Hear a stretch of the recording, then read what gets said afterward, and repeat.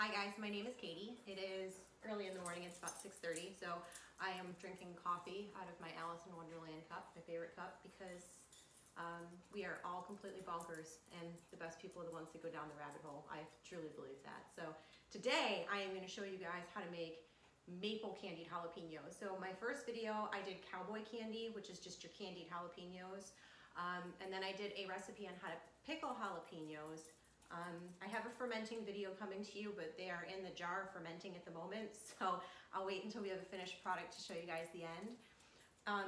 So if you watched my first video or my second video, you know that I purchased these from a gentleman that his business is called the Veggie Guyz, and he operates a fruit stand that is outside of the Little Rock Cannery, where I teach and where I pressure can my vegetables from the garden and things that I purchase locally. So the gentleman, George, he got me a case of jalapenos. So I want to let you know how far a case goes. So I bought a case of jalapenos, which is really inexpensive. And from a case of jalapenos, I had a double batch of pickled jalapenos, a double batch of cowboy candy. I am making a double batch of maple jalapenos, and I put enough jalapenos in the freezer to do 2 to 3 batches of jalapeno jelly sometime in the near future. So for the amount and the quality of what you get, if you are into preserving your own food, you may want to check him out. So it does take a while to can all those different recipes, but financially, if you are preserving your own food, it is definitely worth it, and he tries to get everything from local sources. So today we're going to be using our jalapenos. We have maple syrup, apple cider vinegar, and we're going to also use some water. We have salt, mustard seeds and black peppercorns, and then here I put garlic in almost everything. So we're gonna put a clove of garlic in each jar. And then the recipe also calls for 2 red onions, which is super cool. My onions always do pretty decent, but I've never had big red onions come from the garden before.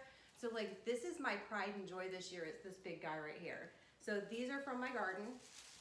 So I'm gonna go ahead and I am gonna get everything cut up in my food processor, and I am gonna start to get all of my liquids boiling on the stove. What I'm gonna do is, except for the garlic, I'm just gonna put all of this in the pot and I'm gonna let it start to boil, and then we'll add the jalapenos in, cook it down, and I'll start showing you how to process the jars. Okay guys, so here is my maple syrup, sugar, salt, water, and apple cider vinegar, and my spices. And I am gonna heat this to a simmer, and then once it reaches a simmer, I'm gonna let it simmer for 5 minutes, and then I'm gonna add in my jalapenos and my onions. And you wanna make sure, do not bring this to a boil. If you bring it to a boil, you risk burning the maple syrup. Okay guys, so it's been simmering for 5 minutes. I'm gonna go ahead and I'm gonna add these in. I have my jalapenos and I have my red peppers. I have my jalapenos and I have my red onions. And I'm just gonna add these in and stir them in. What I'm gonna show you too is that when you stir these in, you're gonna be like, where did my brine go? Because it's gonna look like you don't have any brine left. So I'm gonna show you what it looks like when you first add them in. And then I'm gonna come back. I hate dumping hot peppers in vinegar because it stinks. But I am going to come back once they're cooked down to the point where I like to start processing them and putting them in cans. Only because the peppers are gonna start to shrink, and all the salt that's in here and the vinegar that's in here is gonna start the process of osmosis, and it's gonna start pulling the water out of the peppers, and, ooh, that was spicy. They're gonna shrink, and as the moisture comes out, the water is gonna actually come out of the peppers and create more brine. So this is when you first pour the jalapenos and the onions. There's not really that much liquid in here, but we're gonna let this simmer down for about 5 minutes, and I'll show you what it looks like when I'm ready to start putting them in the jars. Okay guys, so this is about the consistency where I'm happy pulling it off of the heat and starting to put it into the cans. So the peppers, you can see some of them, they're starting to get a little darker and they're starting to get cooked through, but they're gonna cook more when they go into the water bath canner. So this is usually about the perfect consistency to where I'm gonna wanna start canning them.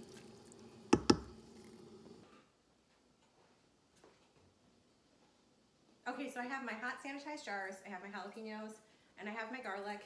What I'm gonna do is put 1 piece of garlic in each jar.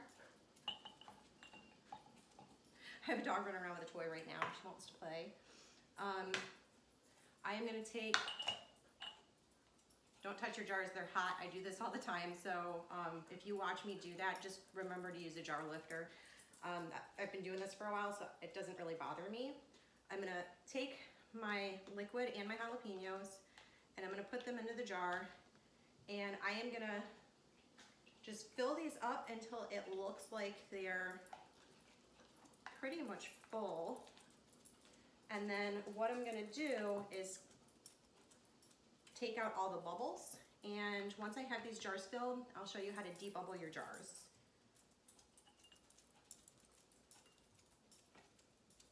More jalapeno, less liquid. Okay guys, so my jars are pretty filled up. So what I'm gonna do is I'm just gonna take my debubbler, I'm gonna go down the jars from the outside, pushing inward. And what I'm doing is just making sure that there's no bubbles left behind. So I'm just gonna go around each of the jars and get all the bubbles out.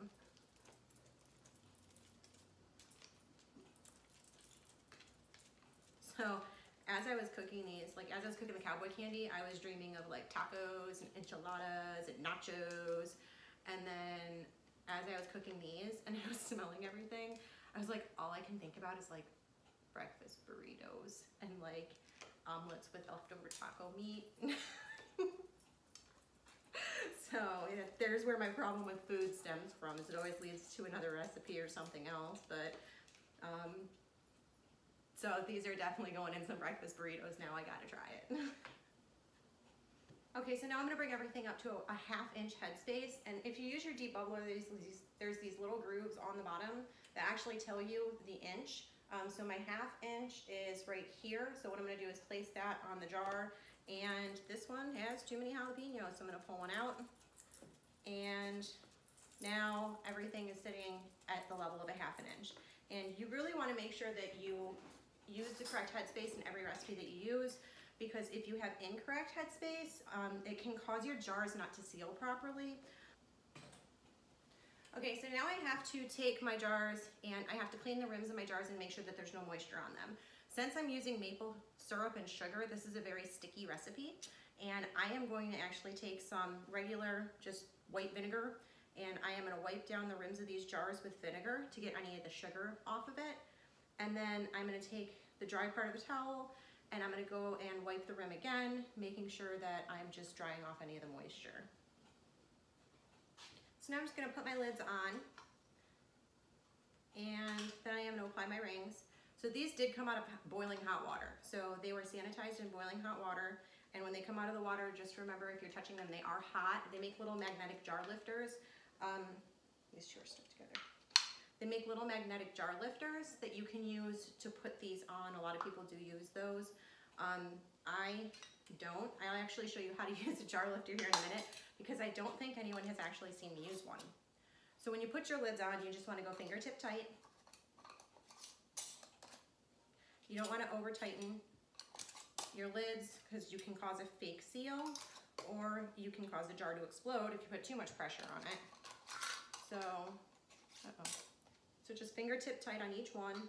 And even sometimes when I put these into the canner, the jars get loose after they're done canning, and the lid still seals once it's set for 12 hours to 24 hours.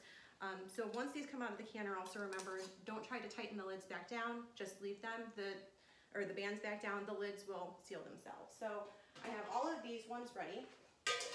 I have a hot water bath canner over here, and the rack is up in the water bath canner. So all I'm gonna do is put these in and start adding them into my canner. My next batch of jars is ready to go, and I'll use my jar lifter for a change.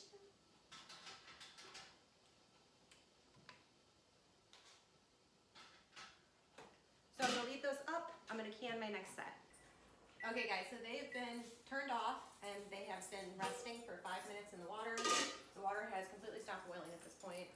I am going to lift these jars out of here and give them just a minute to cool. That way they're not really, really hot when I take them out.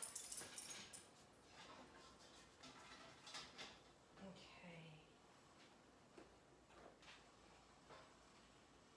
So I'm just gonna lift these out and and I'm gonna put them on a towel and I'm gonna let them cool. Now my electronic water bath canner currently has 5 pints of these steaming inside of it.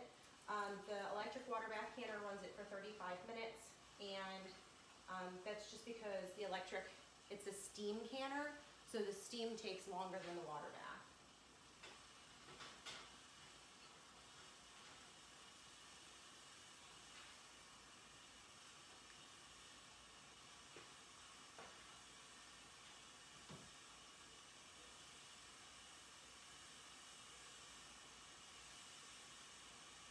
My favorite part about taking the jars out and letting them cool down is that you get to watch your product boil inside of the jar. It's really cool.